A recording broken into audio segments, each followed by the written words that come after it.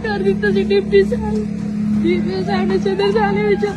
छोटे छोटे दो मेरे बच्चे मैं नाल लेके किते जावां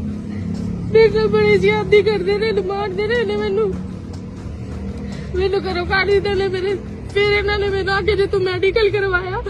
तो तेरे ते नाम सीधा मैं तेरे ते पर्चा दे दूंगा इस इजाज ने मैनू क्या नाल उनके कांस्टेबल लड़की गई सी उन्होंने कहा सर आप क्यों मार रहे मैं जो साथ हूँ क्यों मार रहे उन्होंने सर फिर मुझे मारा भी बहुत है मैं अदालत में गई मेरी सुनवाई नहीं हुई सदर थाने गई उत्थे भी मेरी सुनवाई नहीं हुई डिप्टी साहब कोल गई उन्हें भी नहीं हुई डीपी साहब कोल भी गई उन्हें कोल भी नहीं हुई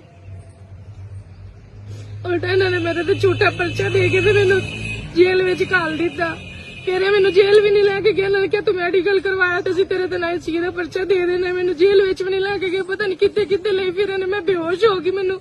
जेल वाले रिसीव नहीं सी करते फिर मैंने इन्होंने DHQ लैके आए मैनू उस दिन की CCTV होनी है जिस दिन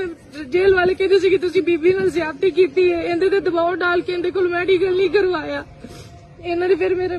मैनू फिर पता नहीं कितने कितने डेरे किसी तो लैके फिरदा रहा एजाज ASI एजाज नाल दो लड़के सी एक लेडी कांस्टेबल सी पहले ने मैनू मारिया तो लेडी कांस्टेबल नहीं सी बाद च लेडी कांस्टेबल आई है मैनू धमकियां अदालत विच मैनू धमकियां जज साहिबा दे कोल मैनू धमकियां लांदे ने मैं कल्ली मजलूम औरत हैगी मेरा कोई सहारा नहीं वो अपने बच्चों नू लेके बैठी हुई है छत थल्ले मैनू धमकियां लांदे ने घर नू रात विच टाइम घुस आंदे ने छत्तां तो टप के घुस आंदे ने डांगा सोटे लैके कोई पिस्टल लैके आ जांदे ने